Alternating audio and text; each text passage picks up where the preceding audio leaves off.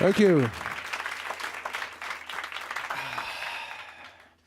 We are so very freshly off the tour bus, so it's probably having a little distance is good.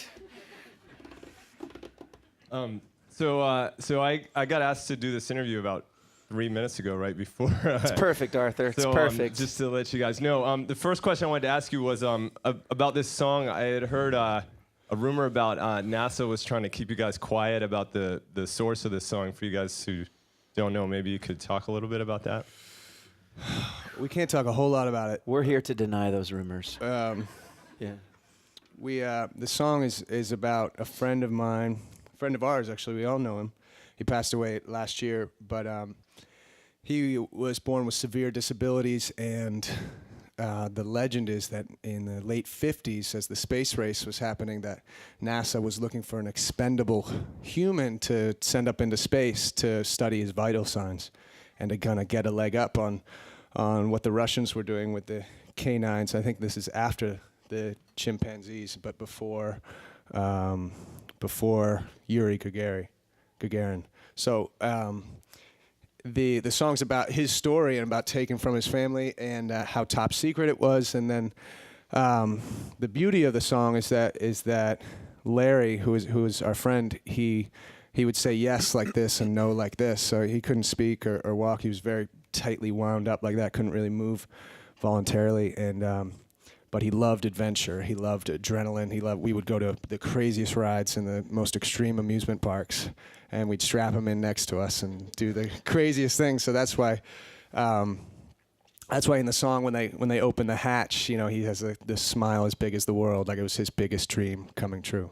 Yeah, we got to know Larry a little bit through Arthur and Chad, and it was so incredible to see that someone who's nonverbal could say as much as he did. Like, he was so lit up in his eyes, and these guys would tell us about what an adrenaline junkie he was, and then we'd see video footage of him like rolling down the hill and so fired up. And then at the end of the music video that we did, Pete's brothers actually put the video together.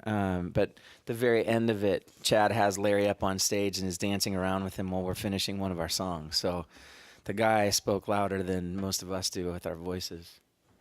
And it's just been a little controversial since kind of exposing this. The legend. And legend rolls on. There's been some kind of underhanded. Shh, that's enough. Okay. Exactly. Okay, Yeah. so the next question I wanted to ask you guys, you guys are kind of famously, I imagine most of you here understand the history of Dispatch, which is that they were together for a long time and kind of at the peak of their popularity announced they were doing their final concert years ago. So, I guess my question for you is, whose fault is it that you guys broke up? Oh, gosh. We were just playing really hard to get, man. We wanted to take 7 or 8 years, 10 years off. Worked, didn't it? Yeah, we're actually thinking of taking another 10 years off because it worked so well. Starting when? Well, we'll get into that later. On a serious note, though, I do think it's interesting that you guys have achieved so much success without much of a major media push. Do you want to talk about that? How do you feel about the mainstream media and places like Microsoft ignoring you so much? Just kidding. Microsoft has always been ignoring us. We're going to change that. I think we just didn't know what else to do other than just play our music and figured everything else would sort of catch up. And, having kind of 3 independent spirits and knowing that we had a different sort of take on our creativity and the way that we wanted to have our music heard. Each time we would meet with record label folks, we felt like we were being invited to be less original than more original.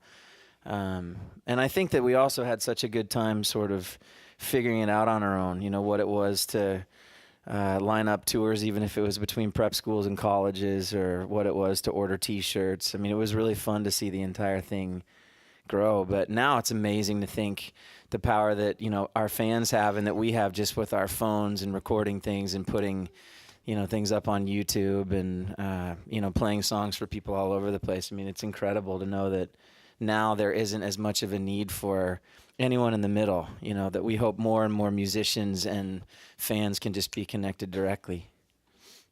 Yeah, I think we didn't really know any better and didn't get the kind of the major label love or big time media love, but it was always kind of the way we did it. And I think people, when they did come around, they were really interested in the music. They were interested in the tickets we were able to sell, and almost every interviewer would be like, I gotta say, man, I've never heard of you guys. I just got this assignment, and Like, thank you.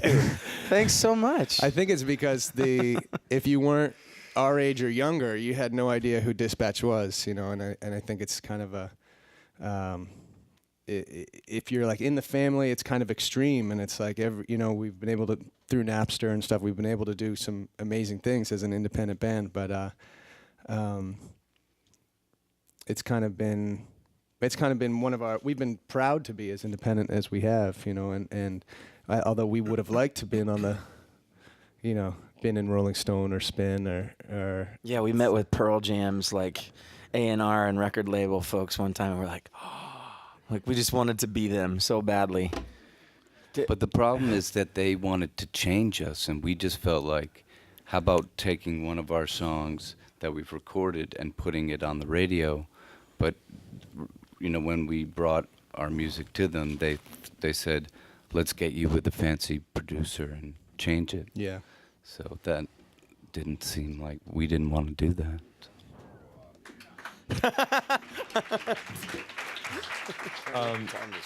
Are there time for more questions? I don't really know.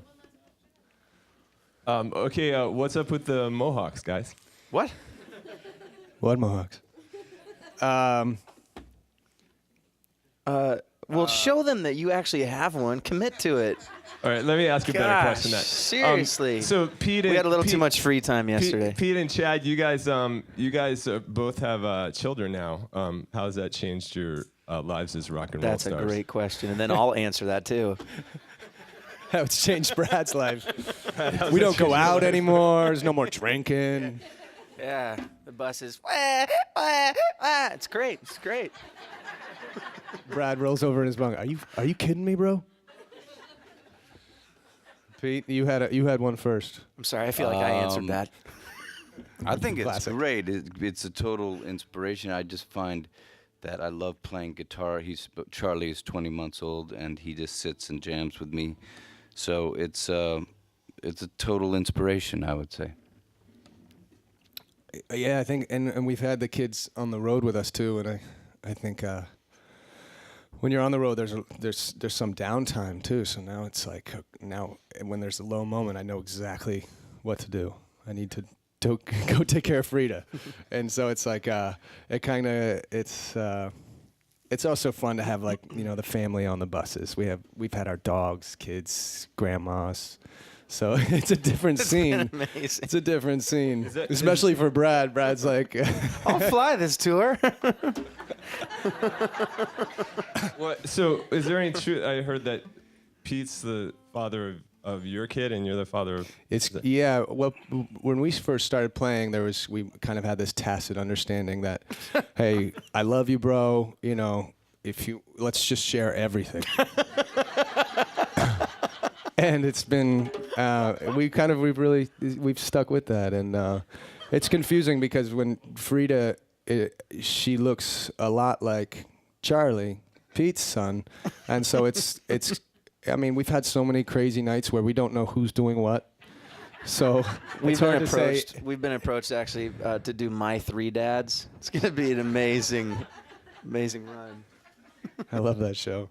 But Frida, Chad and Sybil's daughter for the most part. Supposedly. Yeah, supposedly. Looks- She got her first passport when she was 2 months old, and she was on a double-decker tour bus with us in Europe. So, and just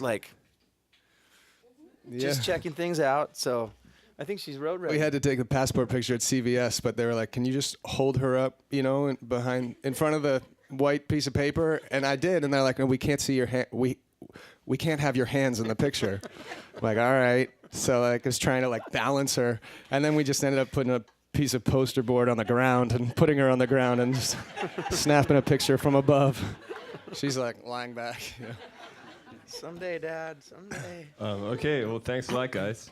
Thanks, Arthur Thanks, Arthur. Bradford from Arthur Portland. Bradford. He lives here in Portland. He's Portland's a own. Just nominated for an Emmy for his documentary on the South Park guys, and a filmmaker.